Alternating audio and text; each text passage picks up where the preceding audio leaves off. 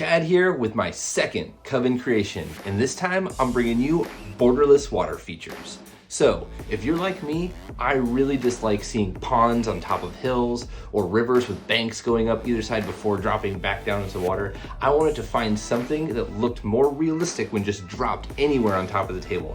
And I think I finally figured it out with the help of some resin, some wax paper, and little bits and pieces. And I want to share all that with you.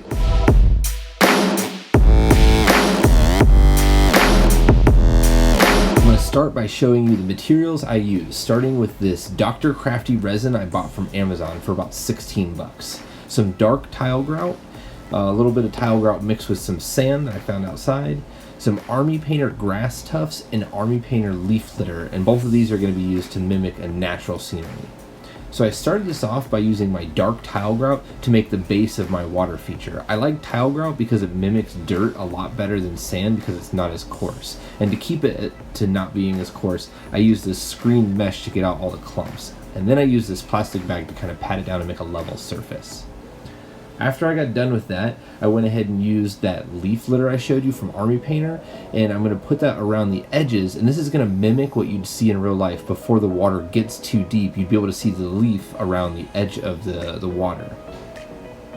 After that was done, I'm going to go ahead and start mixing my resin. I didn't think about it beforehand, but I want to mix these resins side by side so I can make sure it's an exact 1-to-1 ratio. So I went ahead and moved my piece out of the way before pouring in my hardener and getting that exact 1-to-1 ratio. It's very important. Just follow whatever your label tells you to do. This one says it needs to be 1-to-1. I don't know if some others need to be different, but I found it very helpful just to put them close together like this.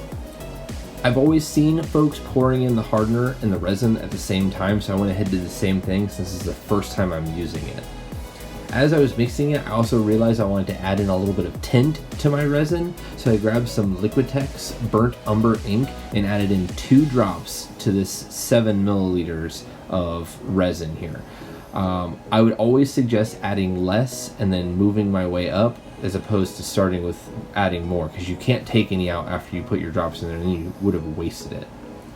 So from there, I went ahead and began pouring my resin mixture on top of the prepared bed I made, and then used a coffee stir stick to coax it where it needed to go. It will kind of move out on its own, but as you can see here, it's kind of a goopy mixture, so it needs some help going exactly where you wanted it. I also found it very, very helpful to get myself an organic edge by using this coffee stir stick. From there, I began adding a little bit of plant life. I added some of these Army Painter grass tufts around the edge where they might be growing in the swamp area. And then I'm going to go ahead and sprinkle on a little bit of leaves just to go ahead and mimic that some of them have fallen or floating on top that you might see in nature.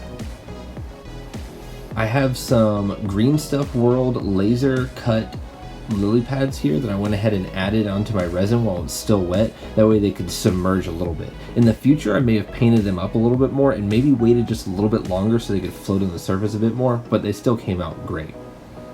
After waiting for my resin to harden, I waited 24 hours. I think I could have done it in 12, but I went ahead and used a little brush here to get rid of all of the extra stuff that was around the edges. And it actually came out really, really well. As you can see, some of the lily pads moved around. It spread out a little bit more, but it really worked out well, and I'm very happy with where it was. Now, time to peel it off. And I had used 5-minute epoxy in the past, and it stuck to wax paper ridiculously bad. I couldn't even get it off in some areas. And I was so happy whenever I first peeled off this, and it came right off the wax paper with no problem at all.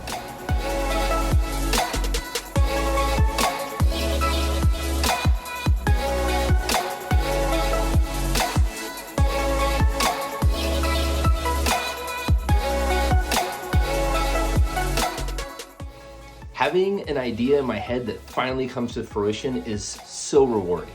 I really wanted to come up with something like this, so just from conceptualizing it in the beginning to figuring out how to do it was several steps, and I highly encourage anybody who has an idea out there to just play with it. This took me months to accomplish. This wasn't something that I did overnight, but I finally figured it out, and I cannot wait to share with you whenever I finish my entire swamp table, because I think it's going to look so amazing and really awesome. So I hope you enjoyed it. I really want some of you guys to throw some Coven creations out there because these are so much fun to do. And until next time, Chad out.